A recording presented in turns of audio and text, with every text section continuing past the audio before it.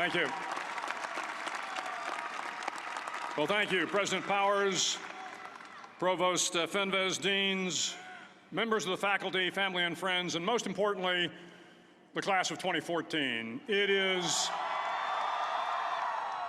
indeed an honor for me to be here tonight. It's been almost 37 years to the day that I graduated from UT. I remember a lot of things about that day. I remember I had a throbbing headache from a party the night before.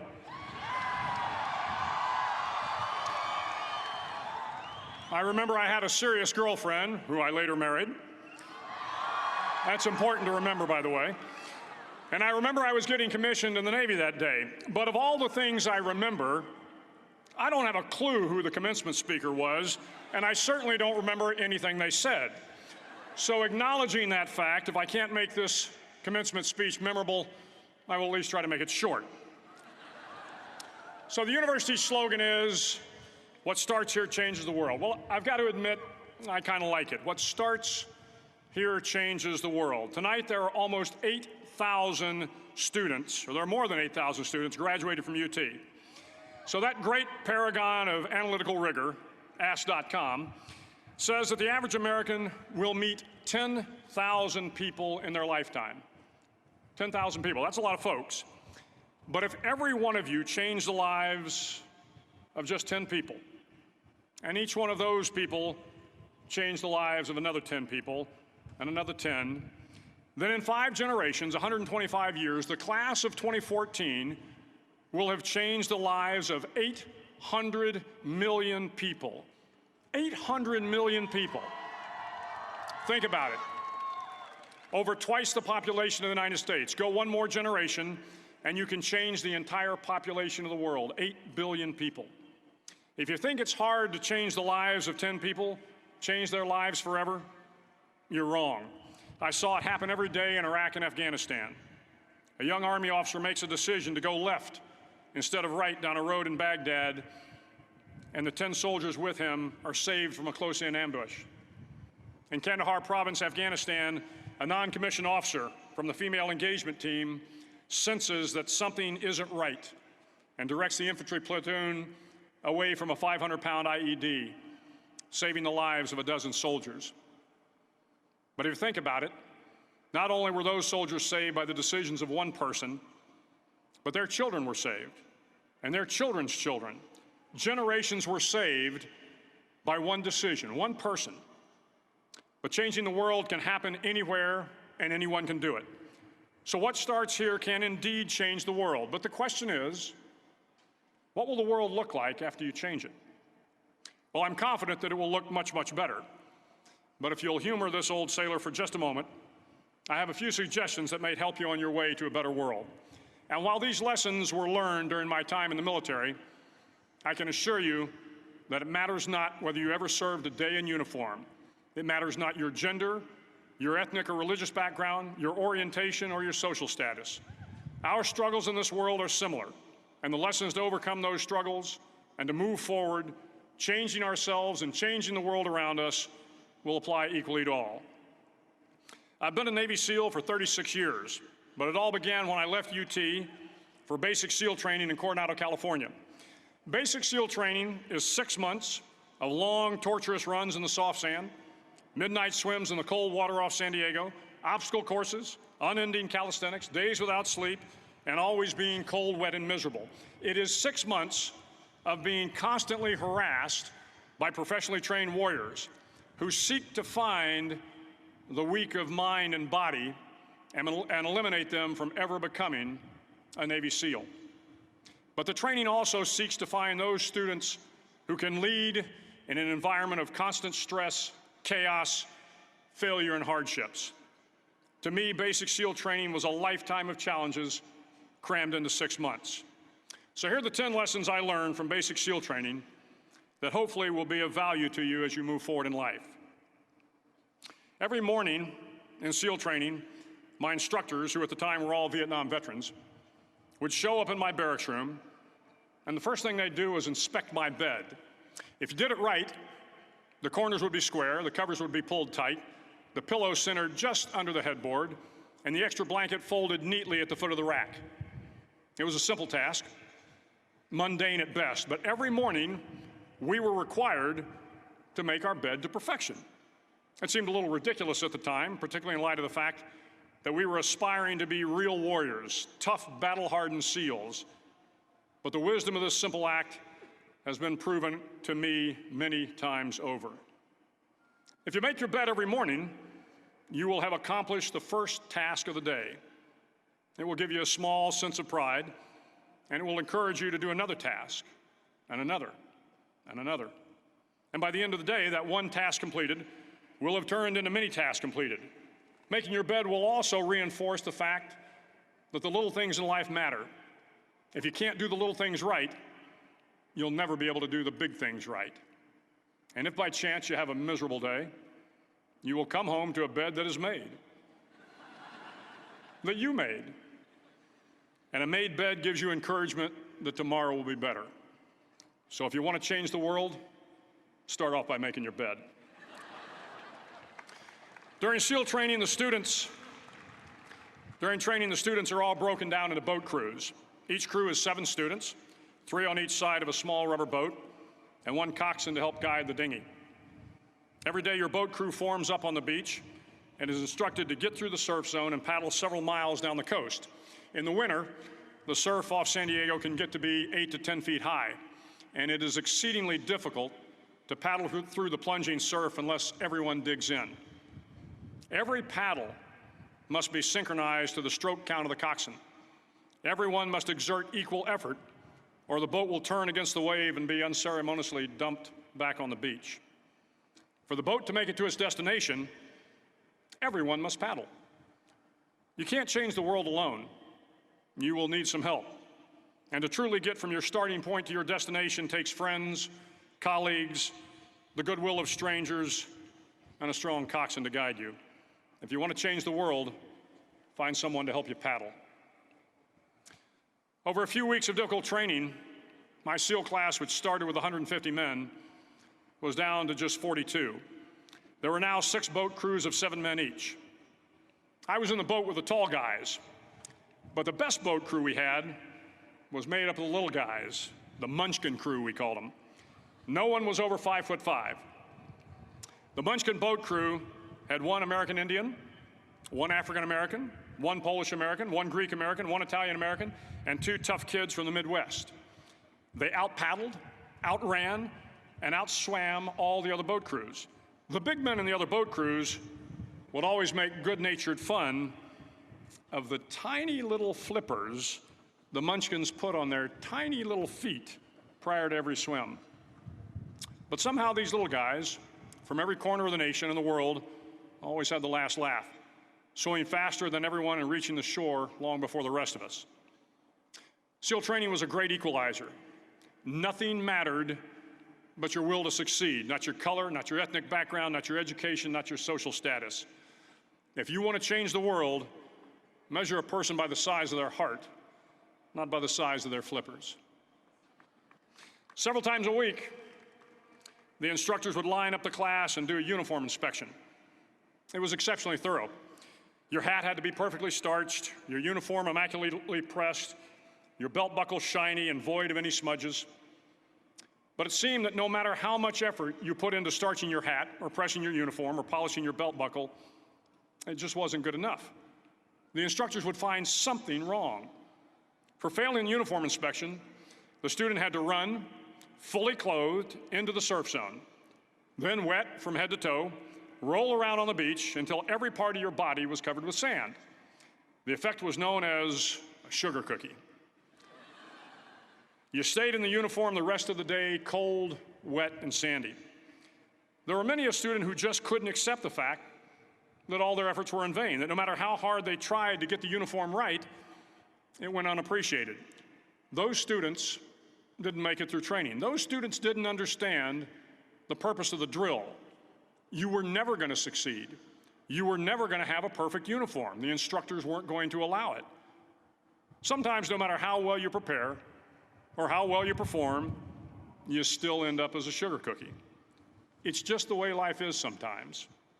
If you want to change the world, get over being a sugar cookie and keep moving forward. Every day during training, you were challenged with multiple physical events, long runs, long swims, obstacle courses, hours of calisthenics, something designed to test your mettle. Every event had standards, times you had to meet. If you failed to meet those times, those standards, your name was posted on a list, and at the end of the day, those on the list were invited to a circus. A circus was 2 hours of additional calisthenics, designed to wear you down, to break your spirit, to force you to quit. No one wanted a circus. A circus meant that for that day, you didn't measure up. A circus meant more fatigue, and more fatigue meant that the following day would be more difficult, and more circuses were likely. But at some time during SEAL training, everyone made the circus list. But an interesting thing happened to those who were constantly on the list. Over time, those students who did 2 hours of extra calisthenics got stronger and stronger. The pain of the circuses built inner strength and physical resiliency. Life is filled with circuses. You will fail. You will likely fail often. It will be painful. It will be discouraging. At times, it will test you to your very core. But if you want to change the world, don't be afraid of the circuses. At least twice a week, the trainees were required to run the obstacle course. The obstacle course contained 25 obstacles, including a 10-foot wall, a 30-foot cargo net, a barbed wire crawl, to name a few. But the most challenging obstacle was the slide for life. It had a 3-level, 30-foot tower at one end and a 1-level tower at the other. In between was a 200-foot-long rope. You had to climb the 3-tiered tower, and once at the top, you grabbed the rope, swung underneath the rope, and pulled yourself hand over hand until you got to the other end. The record for the obstacle course had stood for years when my class began in 1977. The record seemed unbeatable until one day a student decided to go down the slide for life head first. Instead of swinging his body underneath the rope and inching his way down, he bravely mounted the top of the rope and thrust himself forward. It was a dangerous move, seemingly foolish and fraught with risk. Failure could mean injury and being dropped from the course. Without hesitation, the student slid down the rope perilously fast. Instead of several minutes, it only took him half that time. And by the end of the course, he had broken the record. If you want to change the world, sometimes you have to slide down the obstacles head first.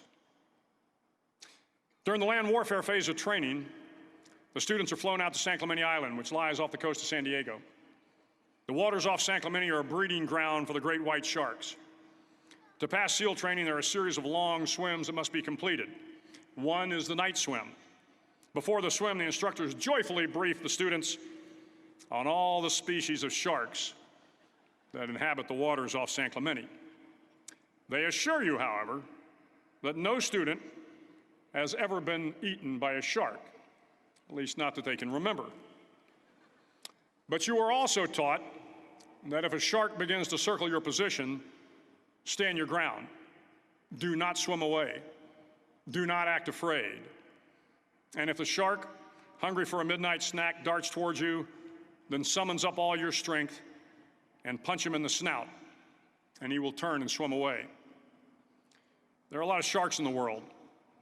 If you hope to complete the swim, you will have to deal with them. So if you want to change the world, don't back down from the sharks.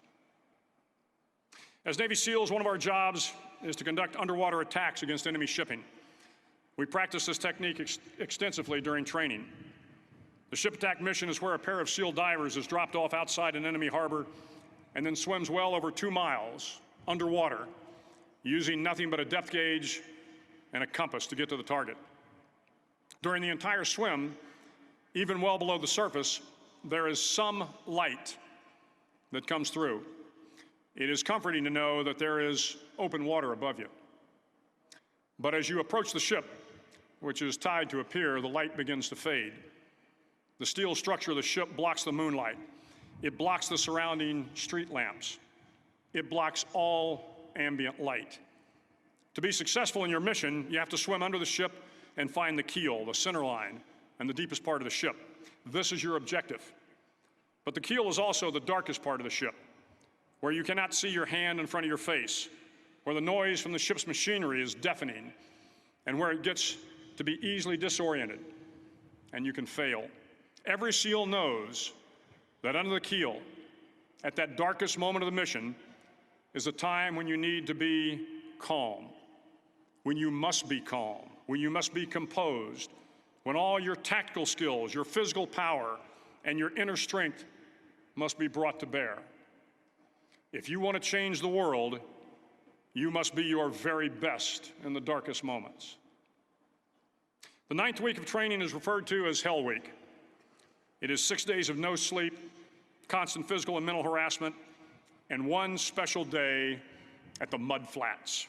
The Mud Flats are an area between San Diego and Tijuana where the water runs off and creates the Tijuana Sloughs, a swampy patch of terrain where the mud will engulf you. It is on Wednesday of Hell Week that you paddle down to the mud flats and spend the next 15 hours trying to survive this freezing cold, the howling wind, and the incessant pressure to quit from the instructors. As the sun began to set that Wednesday evening, my training class, having committed some egregious infraction of the rules, was ordered into the mud. The mud consumed each man till there was nothing visible but our heads. The instructors told us we could leave the mud if only 5 men would quit. Only 5 men, just 5 men, and we could get out of the oppressive cold. Looking around the mud flat, it was apparent that some students were about to give up. It was still over 8 hours till the sun came up, 8 more hours of bone-chilling cold. The chattering teeth and the shivering moans of the trainees were so loud, it was hard to hear anything. And then one voice began to echo through the night. One voice raised in song. The song was terribly out of tune, but sung with great enthusiasm. One voice became 2, and 2 became 3, and before long, everyone in the class was singing. The instructors threatened us with more time in the mud if we kept up the singing, but the singing persisted.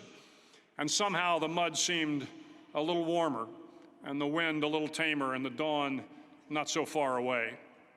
If I have learned anything in my time traveling the world, it is the power of hope, the power of one person, a Washington, a Lincoln, King, Mandela, and even a young girl from Pakistan, Malala. One person can change the world by giving people hope. So if you want to change the world, start singing when you're up to your neck in mud. Finally, in SEAL training, there's a bell, a brass bell that hangs in the center of the compound for all the students to see. All you have to do to quit is ring the bell. Ring the bell, and you no longer have to wake up at 5 o'clock. Ring the bell, and you no longer have to be in the freezing cold swims. Ring the bell, and you no longer have to do the runs, the obstacle course, the PT, and you no longer have to endure the hardships of training. All you have to do is ring the bell to get out. If you want to change the world, don't ever, ever ring the bell. To the class of 2014, you are moments away from graduating, moments away from beginning your journey through life, moments away from starting to change the world for the better. It will not be easy, but you are the class of 2014, the class that can affect the lives of 800 million people in the next century. Start each day with a task completed. Find someone to help you through life. Respect everyone. Know that life is not fair and that you will fail often. But if you take some risks, step up when the times are the toughest, face down the bullies, lift up the downtrodden, and never, ever give up. If you do these things, the next generation and the generations that follow will live in a world far better than the one we have today. And what started here will indeed have changed the world.